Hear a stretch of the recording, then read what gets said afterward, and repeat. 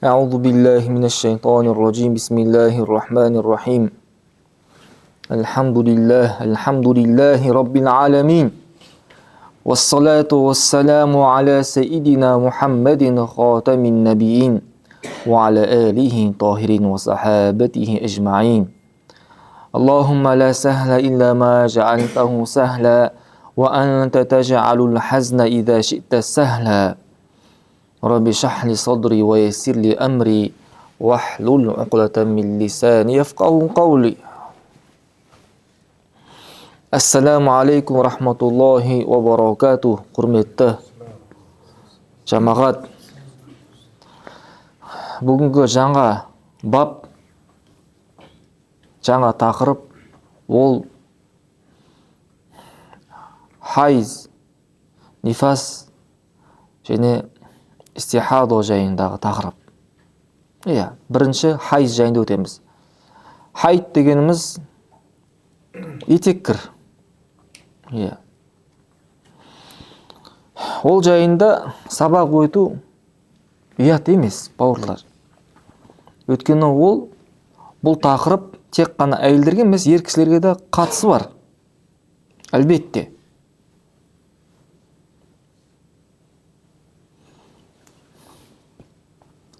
Әйелмен қосылу уақыты бар,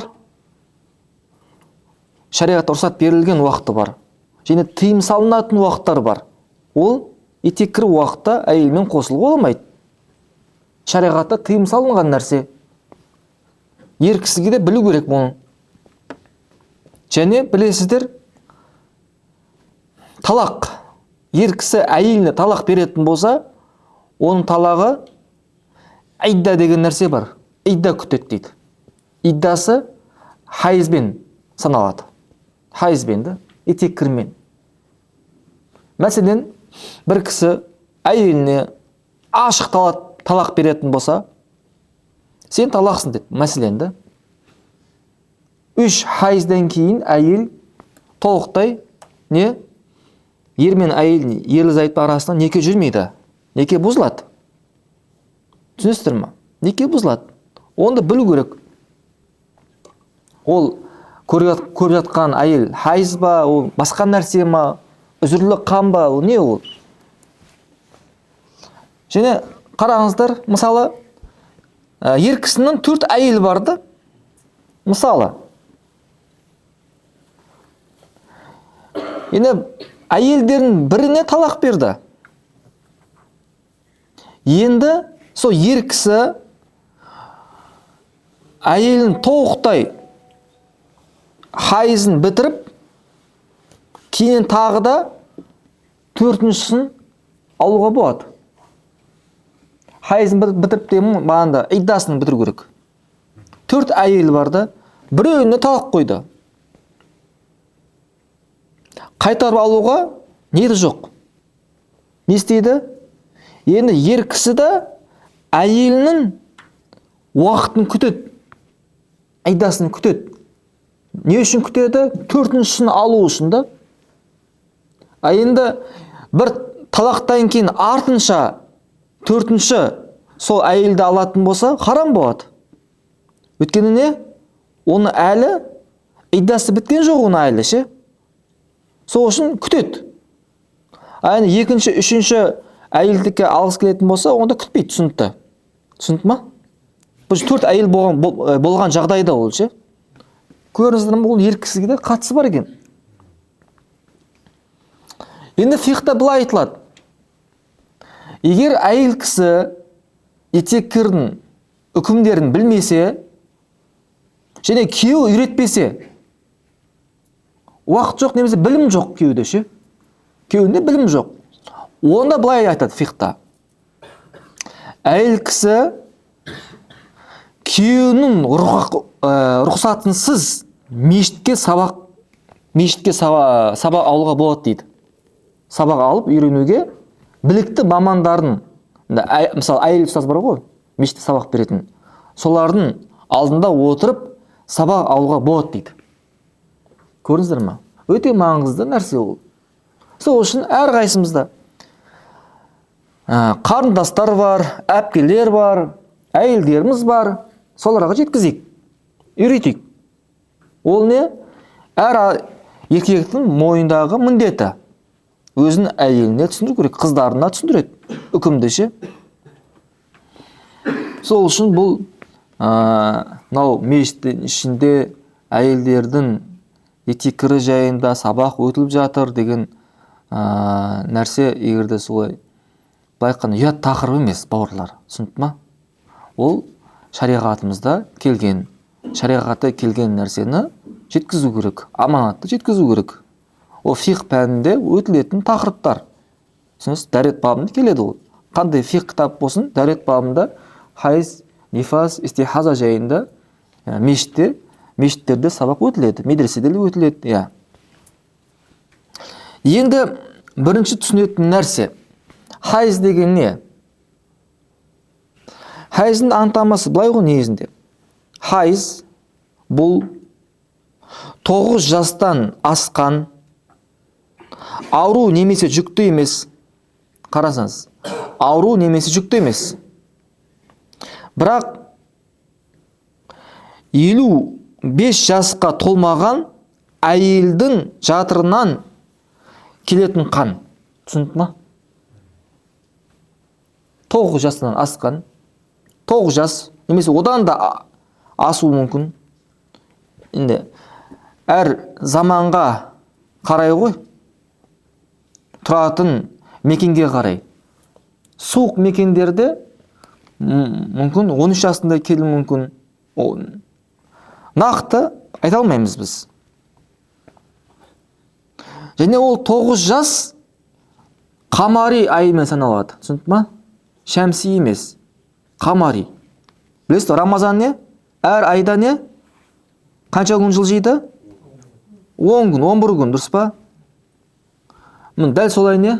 Қамари айымен саналады. 9 жас, шәмси еместі.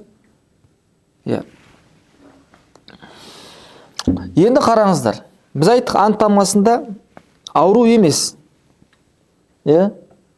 Ауру емес. Өйткені ол қан ауру себепті шығатын болса, ол хайз емес дейді. Ол үзірлі қан дейді. Мұрнынан қан аққан секілді, үкімі сондай. Мысалы, мұрнынан қан ағатын болса, дұрыс па? Намазын оқи береді ғой. Үзірлі адамды истихаза дейді бұны шариғатымызда.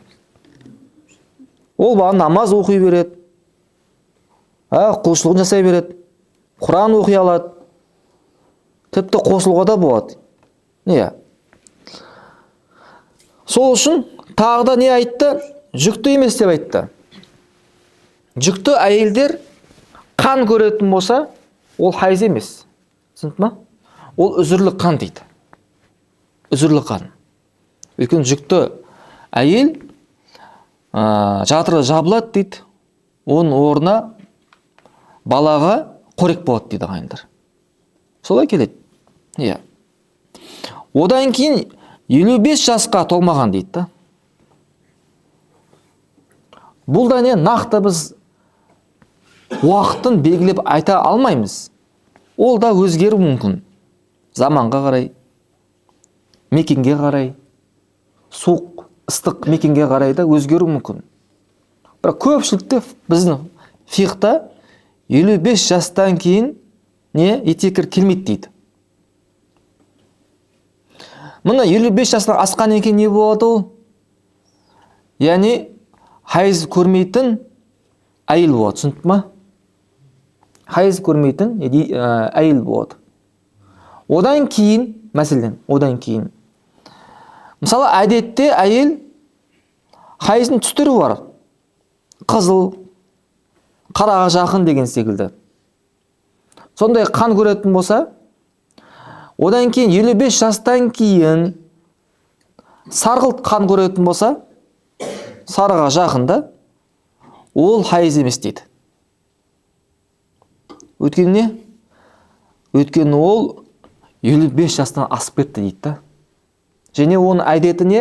Қандай қан еді? Қызыл мен қараға жақын еді дейді.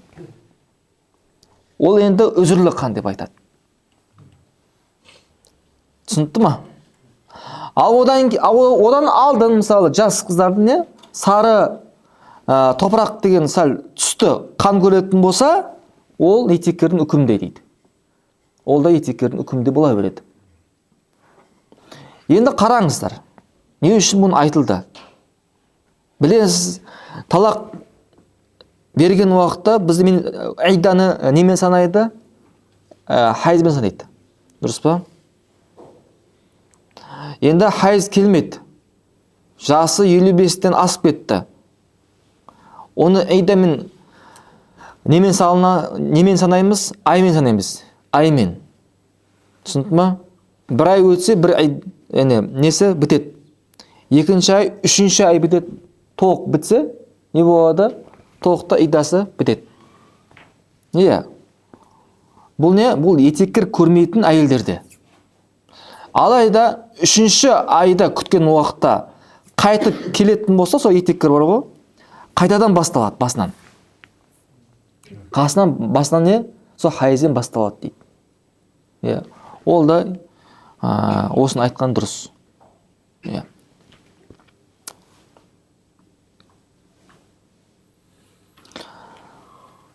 Хайыз ең азы 3 күн, ең көбісі 10 күн дейді. 3 күннен аз, 10 күннен көп қан келетін болса, ол үзірлі қан дейді. Бұл истихало дейді. Истихало. Не? Ол жайында да біз толықтай өтетін боламыз. Енді қараңыз, біз айттық қой, хайыздың ең азы 3 күн, ең көбі 10 күн. Осы санды біз қай жерден алдық? Санды ше? Бұл хадистен бекітілген. Хадистен. Пайғамбарымыз саллаллаху алейхи уассалам хадисі бар. Әйел кісі ең азы 3 күн қан көреді, ең көбі 10 күн деген хадистер көп. Алайда ол хадистер әлсіз болуы мүмкін. Әлсіз ше. Бірақ бірнеше хадис жеткен себепті бір-бірін қуаттап жақсы дәрежеге көтеріледі. Хадистің, түсінді ма?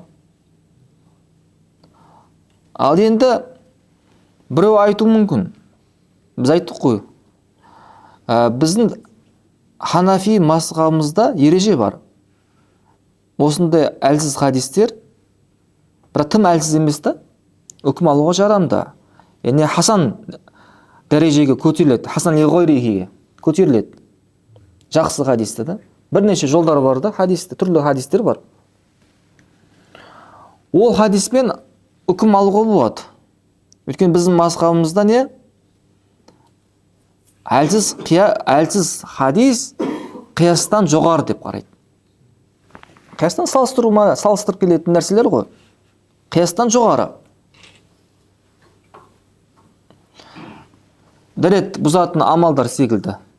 Күлу, қақылдап күлу не? Дәретті бұзат. Намаз ішінде қақылдап күлетін болса, дәретті бұзат. Түсінді ма?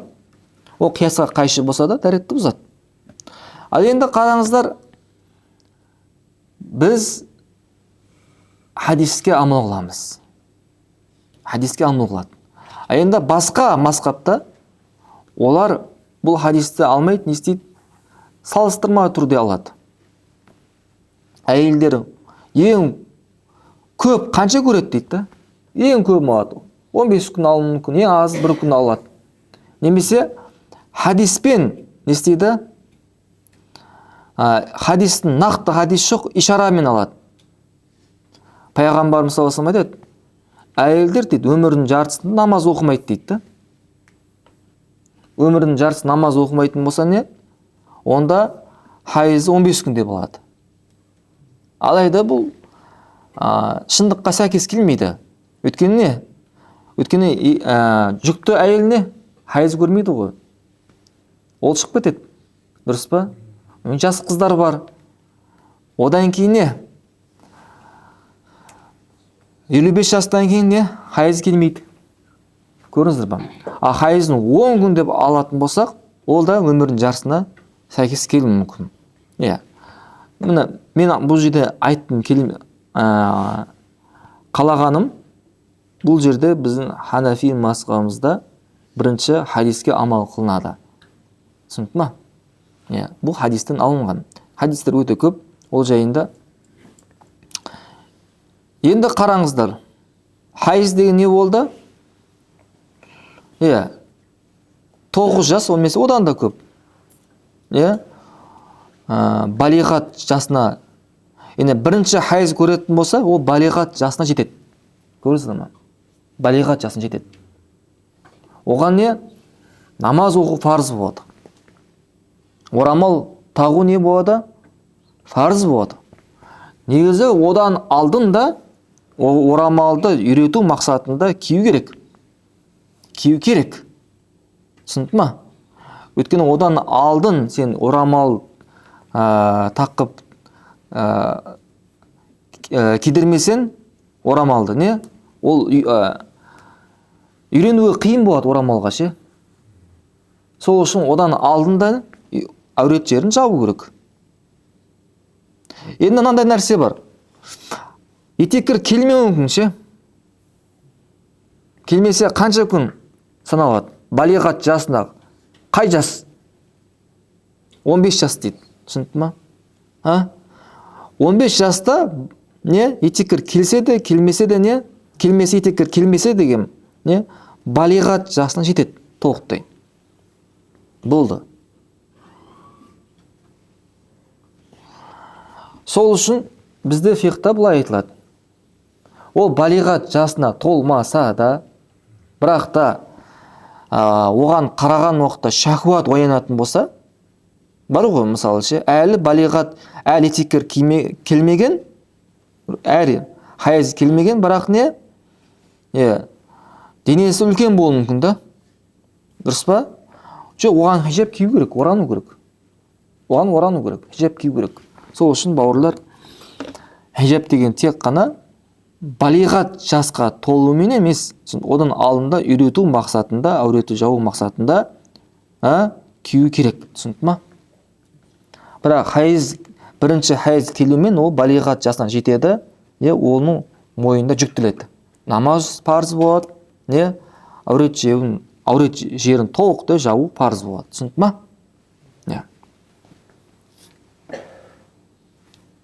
Кеттік. Суал. Әл-хайду ма хуа? Жауап. Катабаллаху аля... Хайыз деген не нәрсе дейді? Айтады қазір. Жауап. Катабаллаху аля банати бани адам ан ясила даму min архамихинна. Ва аммату нисвати янфуду архамухунна хаза дам фи кулли шахрин. Ва юсамма хаза сайлан хайдан, кама юсамма диддуху тухрон.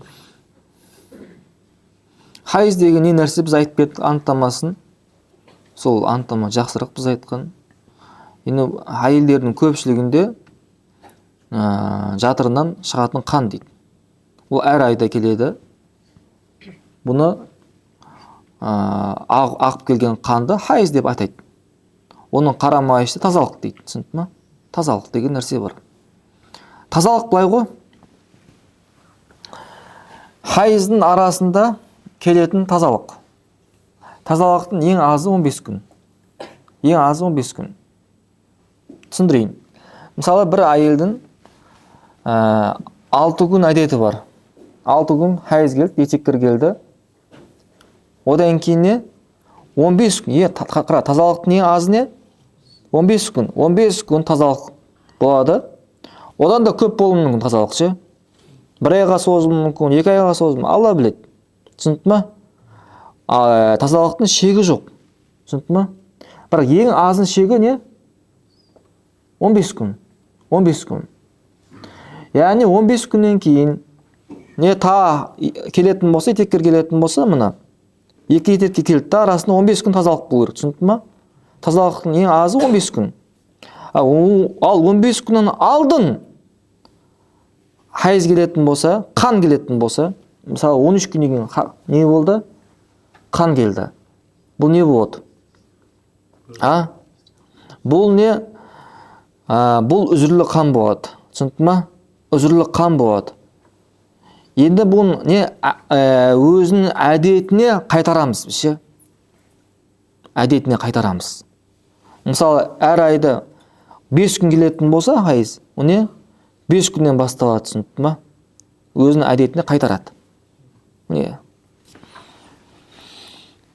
Бізде тазалық деген екі түрге бөлінеді. Бірінші тазалық, толық тазалық дейді, толық. Сахих деп айтады, дұрыс тазалық бар. Одан кейін нақыс деген тазалық бар. Кемшілік тазалық ше. Кемшілік тазалық деген 15 күннен аз келетін болса, ол толық тазалық емес. Түсінді ма? Ол жайында да біз толықтай айтатын боламыз, кеттік. Суал. هل لهما أحكام في الشريعة الغراء؟ Осы жайында бар ғой, хайыз, етеккір, тазалықтың жайында шариғатымызда арнайы бір үкім бар ма дейді. جواب نعم لهما أحكام ذكرت في كتب الفقه. Әлбетте фиқ кітаптарында арнайы үкімдер айтылған. سؤال. إذا حاضت المرأة فأي حكم يتعلق به؟ Енді әйел кісі етеккір көретін болса, қандай үкіммен байланысады? Қандай үкімді шығады? Кеттік. جواب يتعلق به 5 أحكام. 5 түрлі үкім бар дейді, түсінді ма? الأول لا يجوز لها أن تصلي أو تصوم في أيام حيضها لا فرضا ولا نفلا. Әлбетте, әйел кісіге етеккір көрген уақытта намаз оқи алмайды, ораза тұта алмайды. Ол ораза, ол нәфіл.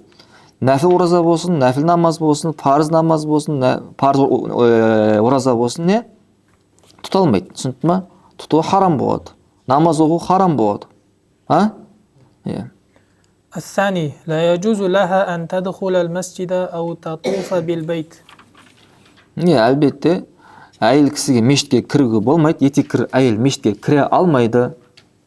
Менің мақсатым сабағы үйрену, дәріс беру болса да, мешітке кіре алмайды. Алайда мешіттің қасында медресе болатын болса, медресенің ішіне кіре алады. Сен мешіттің ауласында жүре алады. Бізде мынандай ереже бар. Этикаф, мысалы, этикаф қылатын жерлерде әйел жүре алмайды, түсінді ма? Етеккір әйел ол жерде жүре алмайды. Түсінді ғой? Мешіттің айналасында әйелді жүруге болады, бірақ мешіттің ішінде кіре алмайды. Түсінді ғой? Жеке медресе болса, медресенің ішінде кіре алады. Және не? Тауаф қыламайды. Тауаф деген білесіз, Кағбаны тауаф қылады, айналады, тауаф қылады. Әлбетте етеккір әйел Кағбаны тауаф қылуға болмайды, түсінді ма? Бірақ басқа қажылық рәсімдерін болады жасауға ше. Арафатқа баруға болады, Муздалифада жүруге болады. Қажылық, парыз қажылықта ше. Бірақ Кағбаны айналуға, тауаф қылуға болмайды. Тауаф қылатын болса, арнайы үкімдері бар. Үлкен қажылықта, мысалы, хайыз, парыз қажылықта, парыз, тауаф ифада дейді ғой, парыз ше. Тауафтарда. Егер де хайыз күйінде тауаф қылатын болса, оған онда өгіз сояды. Түйе немесе үлкен бағанда өгіз дейді. Түсінді ма? Ал енді уәжіп тауаптарда, мысалы, тауап қылатын болса, етеккір онда бір қой салады ше. Алайда кейін тазарған уақытта тағы да тауап қылатын болса, оны сол мойнынан түседі. Түсінді ма? Мойнынан түседі. Мысалы қараңызда, фарыз тауапта, фарыз тауапта. Парыз тауапта қажылықтың парызы бар, үлкен қажылықта. Тауаф ифада бар, түсінді ма? Бұл не? Парыз тауапта. Сөйтіп оны хайыз күні тауап қылды. Оған не болды? Мойнына бір өгіз, үлкен түйе немесе өгіз сою не? Уәжіп болды, парыз болды, мойнына міндет болды. Бірақ тазарынса, сәл меккеден шықпаса, сол қайтадан тауап қылатын болса жүрінді, онда болады. Мойнынан түседі бағанда, өгіз, бағанда түйе, мойнынан түседі деген. Түсінді ма? Осы нәрселер бар екен. Бұны біз қажылық бабында өтеміз. Кеттік. الثالث لا يجوز لها قراءة القرآن. Құран оқуы болмайды. Құран оқуы болмайды. Етеккір әйелдер Құран оқи алмайды. Түсінді ма? Бірақ Құранға қарап, көзбен жүгіртіп оқуға болады. Түсінді ма? Көзбен оқуға болады да. Құранға қарап, пікірленіп.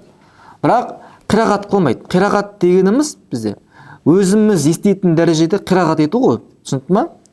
Олай жасай алмайды. Бірақ Құранды ашып не? Іште көзбен оқуға болады. Тыйым салынбаған бұл. Түсінді ма?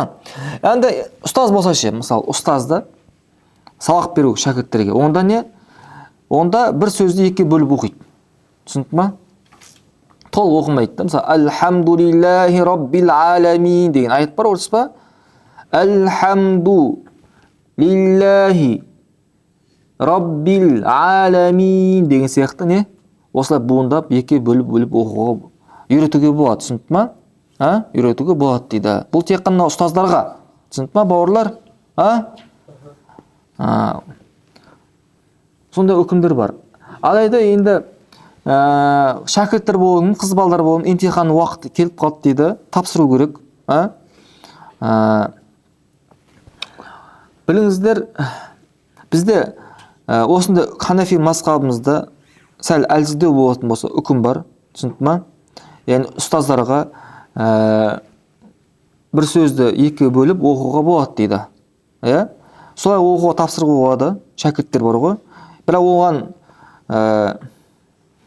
дұрыс келмейтін болса, бізде Малики басқа мазхабта бар. Малики мазхабында, хайыз етеккір әйелдер Құран оқи алады, бірақ ұстай алмайды. Түсінді ма? Құран ұстай алмайды. Біздің мазхабта да Малики мазхабында ұстауға рұқсат жоқ. Түсінді ма? Бірақ Құран оқи алады дейді. Сол Құран тапсырған уақытта, сол тура етеккір уақытына келіп қалатын болса, келген болатын болса, басқа күнге кешіктіруге мүмкіндік болмаса, онда амал жоқ. Малики мазхабымен көзқарасын пайда алуға болады деп айтады ғалымдар. Түсінді ма? Алайда олай Малики мазхабынан алмаған жақсырақ қой енді, әлбетте. Бір басқа жол болмаса да. Түсінді ма? Ар-рабиу ла яджузу лаха массул мусхаф. Енді қараңызда Құран оқуға болмайды. Енді фарсша немесе басқа тілде жазылған, қазақшаға аударылған Құранды оқуға бола ма? Немесе Құран ұстауға бола ма деген ғой. Құран ұстауға болмайды, білесіздер ағайындар. Хайыз болсын, жүніп болсын, нифас болсын, оның дәреті жоқ, түсінді ма? Құранды ұстауға болмайды. Құран ағын, ақ бет бар ғой, жазылмаған әріп жазылмаған, ол жерінде ұстауға болмайды. Мүлдем ұста. Мысалы, тақтаға жазылатын болса, тақтаға Құран аяттарын, сол бағаны Құран аяттарын тақтаны ұстауға болмайды, түсінді ма? Және Құран аяттарын жазуға болмайды. Жазуға да болмайды. Тіпті сен қолын сол параққа тимесе де жазуға болмайды. Жазуға шариғатта рұқсат берілмеген. Енді басқа тілде аударылған Құранды да мәкрух болады ұстауға, түсінді ма? Басқа тілге аударылса, мәкрух болады. Ал фиқ кітаптарында негізі фиқ кітаптарын дәретпен ұстаған мұстахаб қой, жақсы, мәндуб амал дейді. Ал енді соның аяттарын ұстауға болмайды. Сол фиқтарының аяттар жазылған ғой, сол аяттарын не ұстауға болмайды. Бір кітапты ұстауға болады, түсінді ма? Ал енді тәфсір кітап ше. Тәфсір кітапты бауырлар екі түрлі пікір бар. Мәкрух деген пікір бар. Мәкрух. Осы дұрыс ше. Өйткені тәфсірде Құран аяттармен араласқанда Құран мағынасы бар оның ішінде ше. Көбірек ішінде Құран аяттарының сөздері араласқанда сол ішінде ұстамаған жақсы дейді. Бір аяттың өзін ұстау харам болады. Түсінді ма? Сол үшін бауырлар осы үкімді алған жақсырақ. Тек қана қабығы болатын болса. Қандай қабығы? Алым салынатын да. Құранға жабыспаған алым салынатын қабығы болатын болса, сол қапшықпен не Құранды ұстауға болады. Түсінді ғой? Арнайы қапшығы бар, алым салынады, тігілмегенде, жабыстырылмаған ше. Мысалы, дорба секілді бар ғой. Дорбаны, мысалы, Құран салсаң, дорбаны көтеруге болады, дұрыс па? Сол секілді сондай нәрселермен Құранды ұстауға болады. Енді жеңмен Құран ұстау мәкрух болады, бауырлар. Жеңмен ұстау ше. Өйткені жеңмен ұстаған, ол қолмен ұстағанмен бірдей үкім ше. Айттық қой, егер біреу мысалы ант ететін болса, мен жерге отырмайын деп, бірақ киім бар да, отырсатын. Мен отқаша киімге отырдым ғой деп айтатын болса, бәрі анты бұзылады. Түсінді ма? Өйткені денеге жабысып қалған нәрсе еді ғой. Түсінді ма? Сол үшін не? Киіммен жеңімен де ұстауға болмайды, мәкрух болады. Кеттік. الخامس لا يجامعها زوجها. Енді қараңызда бесіншіне етеккір әйел күйеуімен қосылуға болмайды. Түсінді ма? Бауырлар, күйеуіне әйелмен қосылмайды. Шақыруға болмайды, астағфирулла, төсекке шақыруға болмайды, харам болады. Егер де қосылып қоятын болса, бізде фиқта былай айтады.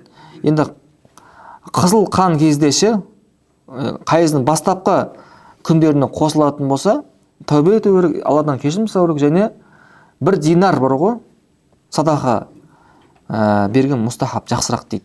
1 динар дегеніміз 10 дирхамның құнына келеді. Шамамен 100 теңге. Түсінді ме? Соңғы күндерде қосылатын болса, жарты динар дейді. Түсінді ме? Өйткені бұл айында дұрыс. Ол сенің әйелің, ол халал болған әйел, некеде әйелің, бірақ та Алла субхану ва тағала тыйым бар. Хайыз әйелге жақындамаңдар дейді. Ол қосылуға болмайды. Түсінді ме? Енді қай жердің мысалы аймаласуға болады? Қай жердің? Фиқта кітабында айтқан, кіндіктің төмен тізеге дейін бар ғой, тізенің арасында аймаласуға болмайды дейді. Қалған жерлерін болады дейді аймаласуға. Түсінді ме? Қалған жерлерін болады дейді. Түсінді ғой? Бұл не Абу Ханифа және Абу Юсуфтың пікірі. Изарға дейін, түсінді ме? Изар деген білесіздер, кіндіктің асты тізенен жауып тұратын бар ғой. Сол жерге тимейді дейді. Сол жерге тимейді. Қалған жерге тиіп аймаласуға болады деп айтады фиқта. Түсінді ме? سؤال فإذا طهرت الحائض هل يفترض عليها أن تقضي الصلاة والصوم؟ Егер де хайыз не тазарынса, кейін намазың қазасын өтей ма? Өтемей ма? Немесе Рамадан айында тұтпаған оразаны ше? Не істейді? Өтей ма қазасын? Өтемей ма? Білесіздер, оны намазды қазасын өтемейді, намаз қаза болмайды. Түсінді ма? Намазын не? Етеккір уақытта намазды өтемейді. Өтені қиында, ол күнделікті біз 5 уақыт намаз оқимыз. Ол Алланың жеңілдігі. Алайда оразада, Рамазан айында тұтпаған оразаны не? Оның қазасын өтейді. Оның орнына фидия бір нәрсе беруге болмайды. Түсінді ма айындар? Оның қазасын өтеу керек. Мойында ол қарыз болып қалады. Оға. جواب لا تقضي الصلاة أصلا فإنها ساقطة عن ذمتها لا إلى القضاء. فأما صيام رمضان فإنه يفترض عليها قضاؤه إذا طهرت. Енді осы мәселеде бір үкімдер бар, соны айтып кетейік.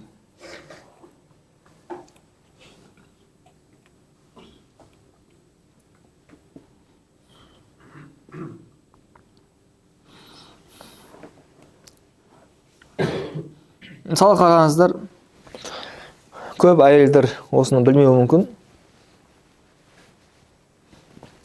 Бір әйел хайыз емес, тухырды, тахирды, таза әйел. Сөйтіп, 5 уақыты кірді. 5-ні кештіріп оқиым деп айтты да. Кейін ұйықтап қалды. Ұйқыдан тұрған уақытта асырдың уақытысында тұрды бірақ ше. Бір ұйқыдан тұрған уақытта қараса не? Хайыз келген екен. Түсінді ма? Әйел кісі 5-ні уақытысында ұйықтады. Таза еді, таза. Тазалығы бар. Сөйтіп, асырдың уақытысында оянды. Бірақ оянған кезде тұрса қан көрген екен. Яғни етеккір бар. Енді сұрақ. 5 намаз не істейді? Қай уақыттан бастап ол етеккір көрген болып саналады? Ұйықтағаннан бастап па? Ұйқыдан тұрғаннан бастап па? Сұрақ осы. Түсінді ма? Сұрақ түсінді ма? Былай, бұл ұйқыдан тұрғаннан бастап итсеккір болып саналады, түсінді ма? Ұйқыдан тұрғаннан бастап. Яғни, ол тазарса кейін, хайызын бітіргеннен кейін, 5 намазының қазасын өтейді. Түсінді ма? 5 намазының қазасын өтейді. Түсінді ғой, енді қарама-қайшы болса ше? Қарама-қайшы. Қалай қарама-қайшы? Ол хайыз күйінде ұйықтады. Осы мысал, бір мысал ше. Кейін асыр уақытысында тұрды. Тұрса не? Тазарынған екен да. Қай уақыттан бастап тазалық саналады? Ұйықтағаннан бастап па? Немесе ұйқыдан қай уақыттан бастап? Бұл дейді ұйқыдан тұрғаннан басталады. Тазалығы не? Тазалығы ұйқыдан тұрғаннан бастап саналады дейді. Яғни ол не істейді? 5-нің қазасын өтейді. Өтей ме, өтеймей ме? Өтейді ғой? Өтей ме, өтеймей ме?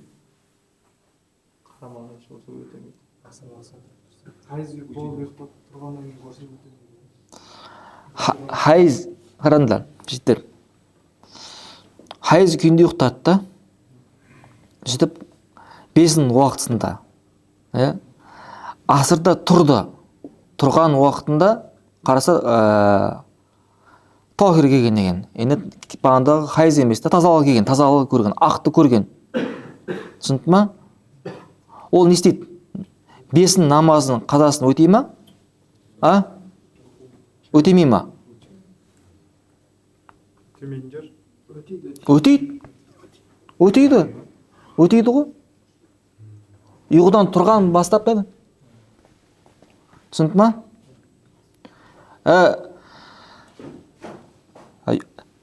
Ұйықтағаннан бастайды бұл мен. Мен қателестім ше. Бауырлар, мен қателестім ше. Ұйықтағаннан бастап саналады, тұғыр, түсінді ма? Қателестім мен. Ұйықтағаннан бастап саналады. Сөйт не болады? 5-нің қазасын өтейді, дұрыс айтасыздар. Түсінді ма? Ұйықтағаннан бастап не? Қазасын жоқ, тұғыр саналады. Ұйықтағаннан бастап тазалық саналады деген. Оны не? Онда қазасын не? Өтейді. Түсінді ма? Алла ешімізді. Субханалла. Басында мысал түсінді, Енді қараса, бұл жерде ихтиятты аламыз да. Ихтиятты, түсінді ма? Әр уақытта да. Хайызда да, тұғырды көрген уақытта да, түсінді ма? Осымен сабақты аяқтасақ әдемі болады. Субханакаллахумма ва бихамдика, ашһаду ан ла илаха илlalloh, настағфирука ва атубу илейк.